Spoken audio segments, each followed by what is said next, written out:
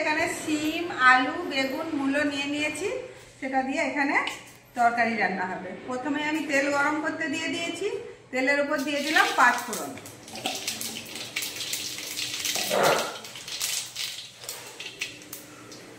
পাঁচ ফোড়ন থেকে সুন্দর গন্ধ ওঠা শুরু হয়ে গিয়েছে। এবার দিয়ে দিলাম কুচনো পেঁয়াজ, লাল হয়েছে। এবার দিয়ে দিলাম তার উপরে কুচনো আলু।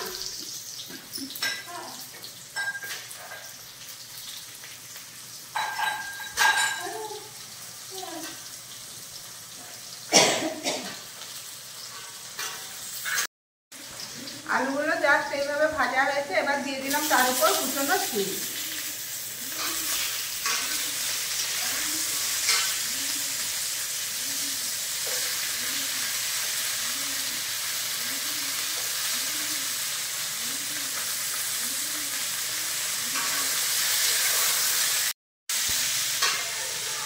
এবার দিয়ে দিলাম কুচনো বেগুন আর মূলোগুলো।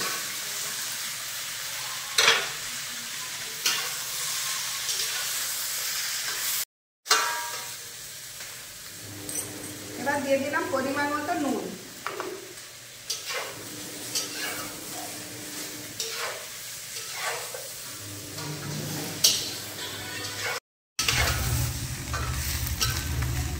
সব সবজি খুব ভালো মতো ভাজা হয়ে গিয়েছে।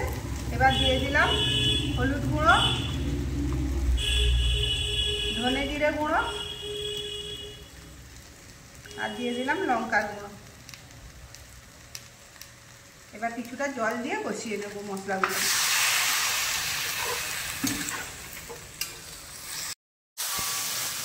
এবার দিয়ে দিলাম কুচনো টমেটো।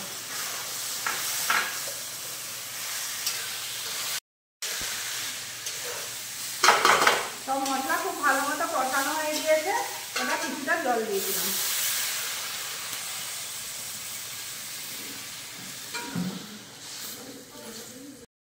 আমাদের আলু বেগুনের তরকারি, শীতের সবজি তরকারি। সেন্ট উঠে গেল তো। এবার আমরা তৈরি করব এগ ডাল ফ্রাই। তার জন্য আমি মুগ ডালকে শুকনো কলায় ভেজে আমি এইভাবে ঠিক সিদ্ধ করে নিয়েছি। এবারে কড়াতে সাদা তেল দিয়েছি, ফোড়নে দিয়ে দেবো একটা ফাটানো এলাচ, দিয়ে দিলাম 2টো শুকনো লঙ্কা আর দিয়ে দিলাম গোটা জিরা।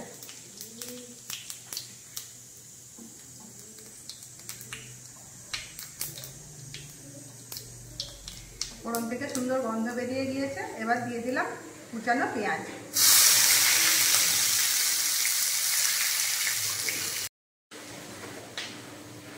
এবার দিয়ে দিলাম ছিঁচে রাখা আদা ও রসুন।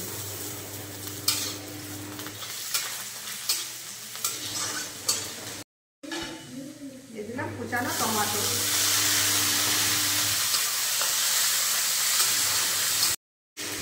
দিলাম পরিমাণ মতো নুন, হলুদ, লঙ্কার গুঁড়ো। এইভাবে কেটে নিয়েছি, একটা ডিমটা আমি এইভাবে কেটে নিয়েছি, সিদ্ধ করে ডিমগুলো কেটে নিয়েছি। এবার ডিমগুলো দিয়ে দিলাম মশলা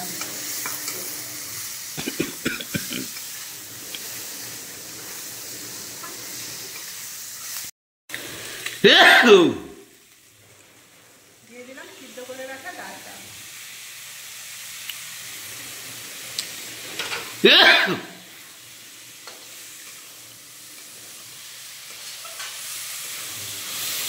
ভালো মতো কষানো হয়ে গিয়েছে। এবার দিয়ে দিলাম জল।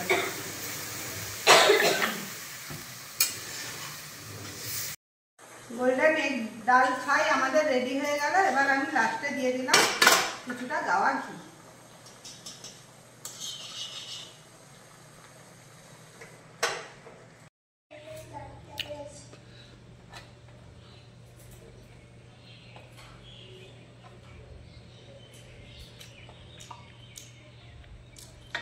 ডাল ফ্রাইটা খুব সুন্দর হয়েছে।